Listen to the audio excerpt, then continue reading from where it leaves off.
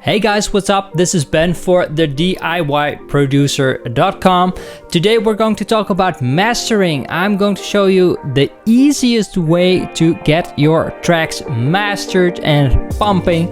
But before we're going to dive into the video, I would like to give you something that will help you get your music sounding great before mastering. Because of course you can use the most expensive or the fanciest mastering there is, but if your track doesn't sound good to begin with, there's nothing to enhance or to boost or to make very loud. So I would like to help you by using a process, by using a step-by-step system that will get your music to sounding amazing and to sounding radio ready and whatnot. So I made a very simple guide for you that will walk you through the 5 steps of music production, because music production isn't just producing, mixing and slapping some plugins on top of it and calling it a day. No, there's actually a process, and in this guide, which is a very short guide, I will give you a checklist that you can follow to make sure that you are using that process and that you're not skipping some important steps.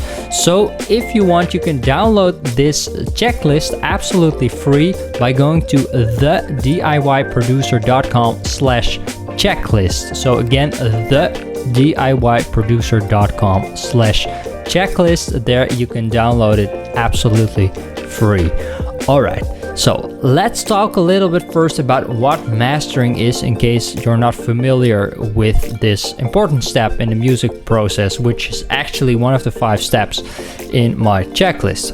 Alright, so you write a song, you produce it, you record instruments, you record vocals, you mix it, and then when it's done, usually you send it to a mastering engineer, and he or she has specialized equipment and very expensive monitoring, usually, where the mastering engineer can hear everything very clearly and very like clinically almost. So the mastering engineer can assess whether your track needs more lows or more highs, or has certain frequencies that stand out, it needs to be tamed, or if it needs more compression, or if it has the right vibe. And this is a very important process, a very important part in the process, because when you get to mastering, by that point you've already listened to your song about 100,000 times or something like that, from songwriting to recording and producing and mixing. So especially if you're doing a lot of stuff by yourself, like what I am doing. So by that point you might have lost the perspective. Another thing is, when you are using a home recording situation, when you have a home studio, let's face it, your acoustics probably are not the best, your monitoring is not that great, so you might get a flawed image of what your music sounds like. Well, a mastering engineer can help with that. He or she hasn't heard the song yet, so he's very unbiased when he or she is hearing the song for the first time. So that's very important, that a mastering engineer can give you feedback in the first place, and they might say like, oh, go back to mixing and maybe turn up the vocal, or in a recent example with one of my tracks that was going to be mastered, mastering engineer said, well, I'm missing some sparkle, maybe you can add some sparkle. So I added some high-end sparkle in the acoustic guitars, and that fixed a lot of stuff. So he was able to make a better master because I made a better mix. So that's a very important relationship to have with your mastering engineer.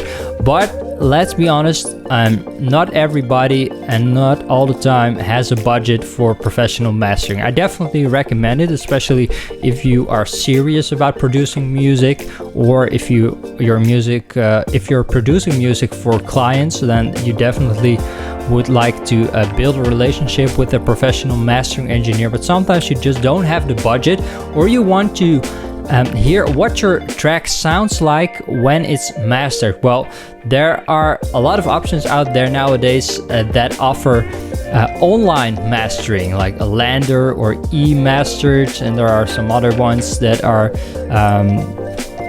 that you can use. I haven't tried them all, but I've tried Lander and eMastered, and they're okay.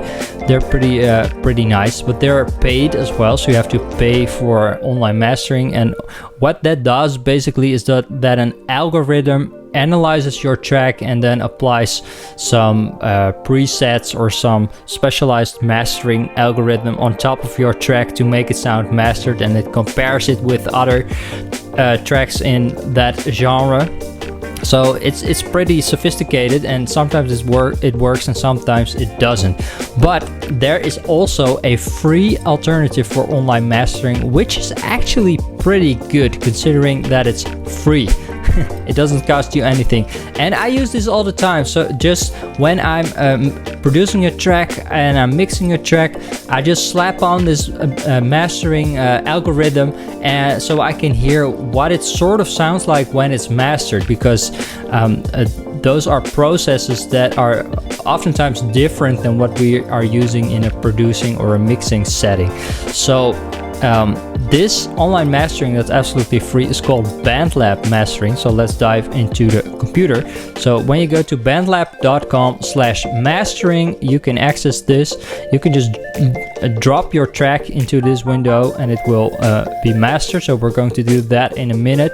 But there are 4 presets that you can choose from: Universal, Fire, Clarity, and Tape, and they all sound different. Well, in my personal opinion, I find that Universal sounds the best because it's pretty much balanced, and the rest of the presets are quite extreme, to be honest.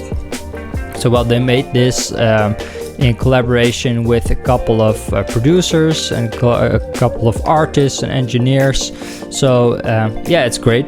So the great thing about BandLab Mastering is that you can just try it, and if it doesn't sound good, you simply don't use it.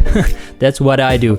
But I've actually mastered a complete EP, like 5 tracks, with BandLab Mastering because I didn't have a lot of budget for that particular project, and I thought it sounded pretty good.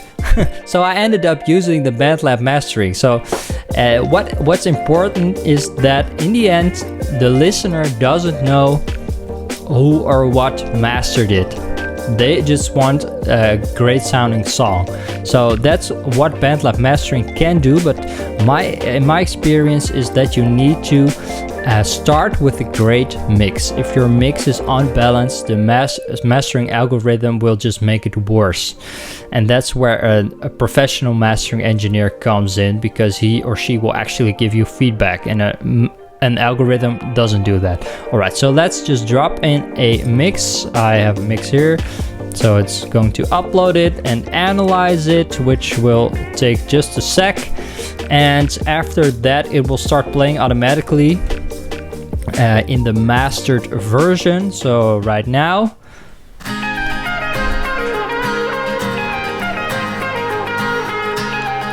so this is what the mastered version of the song sounds like.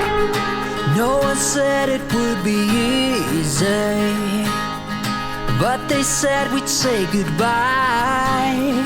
So let's skip to like a busier part of the song.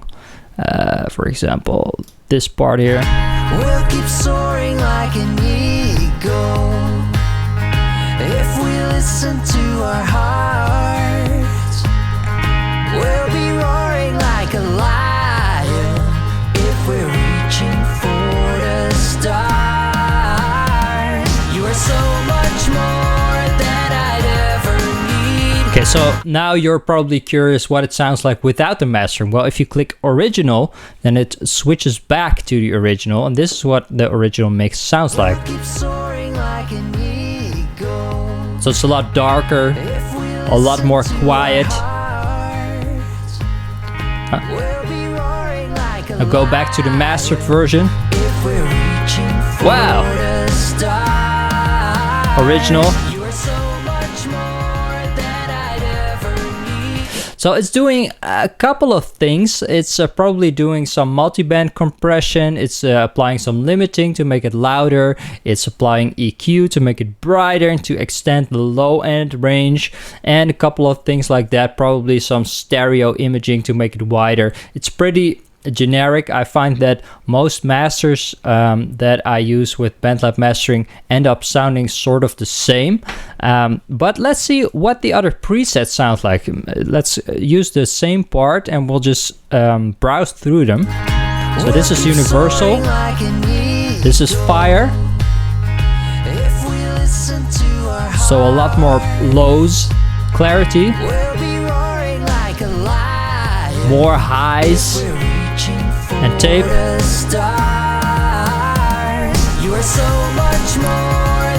So with Tape, actually there is some saturation applied, so it gives it like a little bit of overtones, which can actually work with some genres. So I'd suggest just browsing through the presets and choosing one that you like. Well, finally, there is one more thing that you can use, and that you can trim the start and the end of the song. So that's actually comes in handy. You can't apply any fade ins or fade outs, so if you want to use that, you have to do that in your DAW, but you can just cut off the silence in the beginning and the end if you want, and then click download, and then it will download as a 16-bit WAV file. So that's actually like release quality, so that's great. Well, again, if you don't like what it sounds like, you can just don't use it and send your mix to a professional mastering engineer, but you can just try it and see what it does to your mix. And I use this all the time while producing, so I actually get a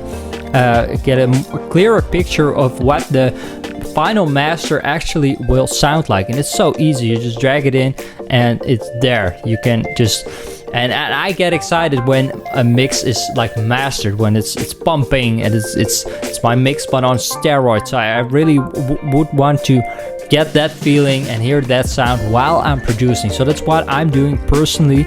So I'm really curious, what are your thoughts on BandLab mastering? Have you tried it? If so, what were your thoughts? Did you like it? Yes or no? Let me know in the comments. I'm really curious to hear what you guys are thinking about BandLab mastering or like algorithmic mastering in general. Do you love it or do you hate it? Let me know in the comments below. And before mastering, of course, there are a couple of other steps that you need to follow in order to get to a great sounding master. Otherwise, if you enter something or go into the mastering process with something that's not sounding great, you end up with a master that's not sounding great. So I want you to follow my checklist. That is a simple step-by-step process that you can just tick off the boxes. Very easy. It's very compact, just 2 pages, and you can keep that in your Dropbox or print it out or whatever if you're old school, and just tick it off every time you're working on a song to make sure you're not skipping some important steps in the music production process. Well, you can download this as just a simple PDF file by going to thediyproducer.com/checklist. It's absolutely free. thediyproducer.com/checklist. All right. Thanks so much for checking out this video. I hope to see you next time. Don't forget to subscribe and like if you haven't already. And I see you next time on the next video. Bye.